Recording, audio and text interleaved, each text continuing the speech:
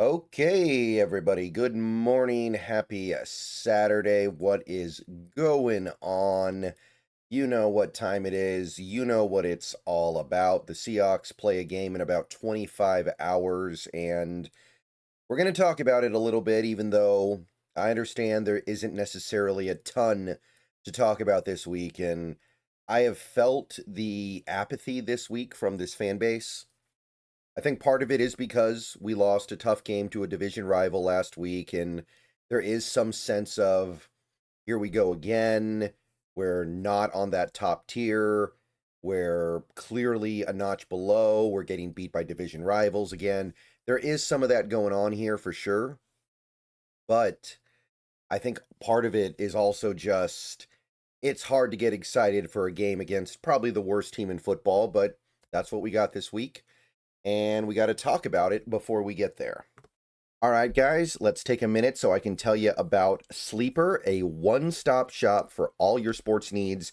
You can celebrate and chat on sports games in real time with other users. You can get the fastest scores, blazing fast sports news and sports alerts right at your fingertips. And of course, you can use Sleeper to play in fantasy leagues and win real money on picks contests. This is the way sports were meant to be enjoyed together. So download Sleeper today. Use promo code SBN to get up to a $100 match on your first deposit. And you can pair that with another promo they have right now where you can get a $20 entry free with no deposit required. So get both of those things going. Terms and conditions apply. See Sleeper's terms of use for details. Currently operational in over 25 states and growing. So check out Sleeper today. Get to it and go have some fun with sports this year. All right, so I'm not going to try to sell you too hard on this one. Titans are an NFL team, and talent level and general competency does run relatively even in the NFL. I will say that. But as far as NFL teams go, this is the worst of the worst. The Titans, they have the worst offense in football. They got a bottom three defense. They got probably bottom three special teams. They have a coach that is just kind of there to waste time until they hire their real coach in the offseason. Their one win this year was a complete fluke, one of the flukiest wins you'll ever find. And it is about as depressing a sports organization as you can find. I'm not going to deny any of that, but that is the game in front of us this week. So that's what we're going to talk about. So let's discuss these Tennessee Titans a bit. So, like I said, worst offense in the league. They average about 2 touchdowns a game, and it's probably gotten worse for them, right? Right now, they are in worse shape than they've been most of the year. Calvin Ridley out for the season. Alec Ayominor out for this game. So, already a bad wide receiver core is now virtually unplayably bad. Chimere, I believe it's pronounced Chimere DK, and Van Jefferson are their top receivers now. They might be calling up Xavier Restrepo. Probably going to give reps to one or two other guys that are not high profile guys in the NFL. And I think that right there tells you one thing Seattle should be able to do in this game: shut out their passing attack. They're not really going to be able to threaten you downfield with their receivers. They're not really going to be able to threaten your secondary, which is coming together as one of the best secondaries in football now. Witherspoon playing better, Woolen playing better. And overall, this is not a receiver room that should really threaten the defensive backfield. What I would say is that with all the injuries they're facing, with all the issues that they have in terms of their outside guys, probably a lot of 2 tight end sets. And they do have a little something there. Okonkwo at tight end has been good for them. He's a pretty good player.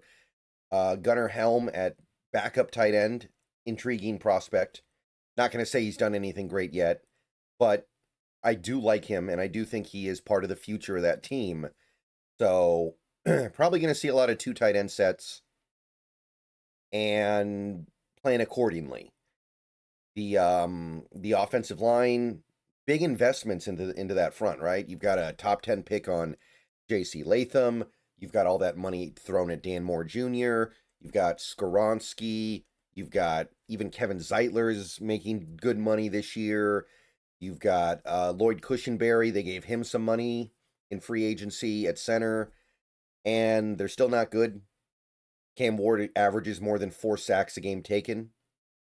Now, obviously, some of that's on him, but the offensive line not very good. They don't run block that well, and it's a great example of how, as a team, you can really try to make your offensive line good, and it still might not work because of how lean the league is right now on offensive line talent, because they are not getting anywhere near their investment back on the offensive line they put together. So Cam Ward, not a lot to work with in his rookie year. Either backfield, a little bit better. Tony Pollard's okay. Tyjae Spears, passable.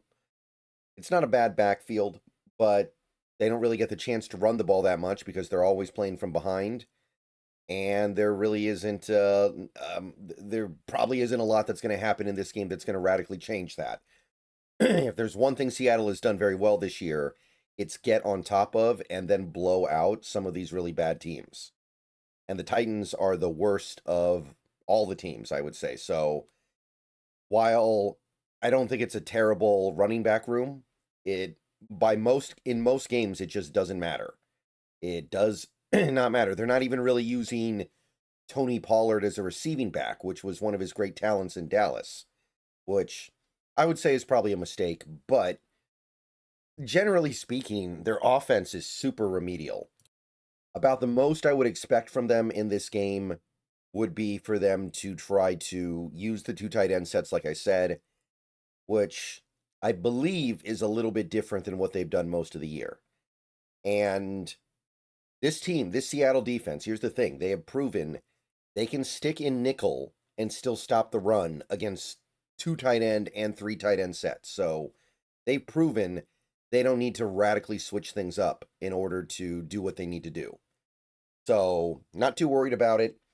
There's really not a lot to be worried about in general on this team. I appreciate Cam Ward. I do like Cam Ward. I do think he is going to be a pretty good player in this league. Got some real arm talent, makes some really nice throws, but the consistency's not there yet. He takes more than 4 sacks a game, like I said, and a lot of that's on him. He does make a lot of mistakes, even though the mistakes are understandable and fixable and are something that a good coach, which he obviously hasn't had yet in the NFL, should be able to solve. So I don't really know where else to go with that one. I don't really know what else to say. It is an offense that, even when they had more to work with, even when they had better players than what they have right now, gave you about 14 points a game. So I'm looking for this defensive line to feast. I'm looking for this defensive backfield to completely lock down. And I don't see the Titans doing a heck of a lot tomorrow. I think we're good. I'm excited to see what the boys can do with an opportunity to maybe pad their stats. This is another great opportunity for these pass rushers to pad their sack stats. If you're Derek Hall, if you're Boye Mafe, and you're lagging behind in that area, this game is like a great opportunity for you to get in there, get some sacks, and at least pump those numbers up. And defensively, they're slightly better, I guess. They've got a little bit more to work with there. You've got Jeffrey Simmons, who's great, one of the best interior defensive linemen in football. So you've got a little something there. At least you've got some juice. You've got a legitimate star down on the defensive line. You've got Devondre Sweat at nose tackle. He's been fairly good. Cedric Gray at linebacker, pretty decent. But even with that, it is a very meagerly talented defense. And overall, even with some of the good things they have on that defense, it hasn't really helped them be effective. They're 30th in scoring. They don't really stop the run well, even though they have a few good players in that front 7. And their secondary is completely deficient of anything to get excited about. L'Jarius Sneed out for the year. Xavier Woods out for at least this game.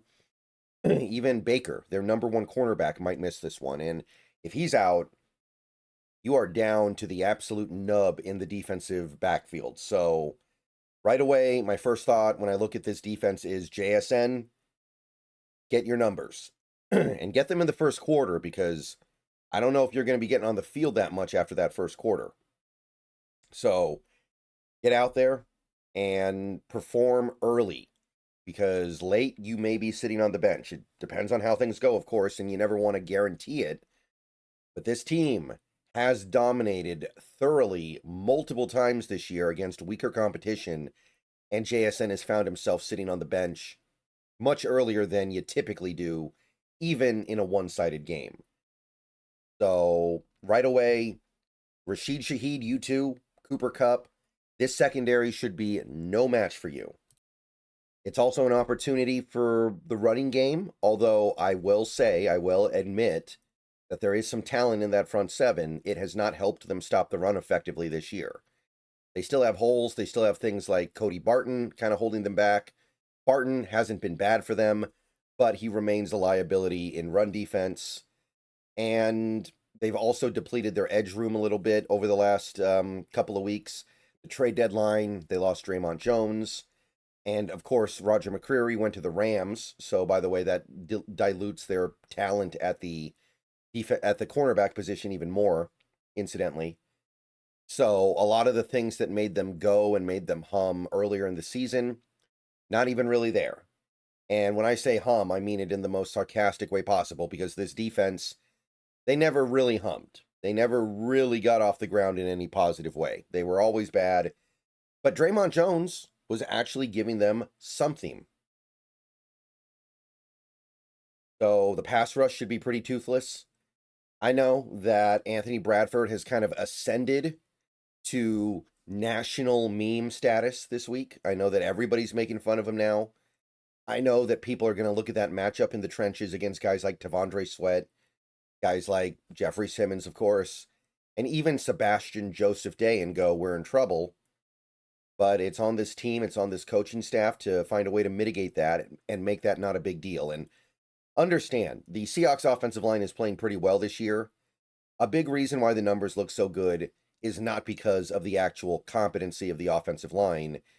It's because of the coaching and the scheme putting them in better situations. So Kubiak has to continue to do that. And of course, the big... I don't want to say big, but the subplot of this game is Sam Darnold trying to get back on track after a really rough game last week. Now, I don't know if anything he does this week is going to impress anybody, but just go out there and play your game. Just go out there and do your thing. And just understand that this is not a team that should really be able to push you. About the only thing you could do to make this interesting is turning the ball over as much as you did last week. So, play your game. Understand that this Titans team, they're just looking for a reason to roll over. You go up 10-0, 13-0, 14-0. They're thinking about Cabo already. They're not making the playoffs. They're not making any kind of a push. They don't even have a future head coach to play for right now, because they're just playing out the string with this current guy. I think it's McCoy. So you punch them in the mouth, they will probably just go down and stay down, because that's what these really bad teams often do. All right, that's about it. They got one of the worst kickers in the league in Joey Sly. They got one of the worst punters in Johnny Hecker. They don't return kicks well. They don't return punts well. They don't cover well. They don't really do anything well. Even with the few good players they have not really helped them do anything well this season. So go play your game. Should be able to exploit that weak secondary. Should be able to run on them as the game goes on. Hoping that Ken Walker is able to go and be effective, because we've been gassing him up this week, talking about how good he's been. And I'm going to say something like 31-10. I'm feeling a 31-10 game. Not going to get too crazy. We are probably going to be down some players. I imagine Zabel, possibly Ernest Jones. You might be seeing some really bottom of the roster guys out there, guys like Pat O'Connell. But 31-10, and we're moving on after it's over. Okay, see you guys later. Go Hawks.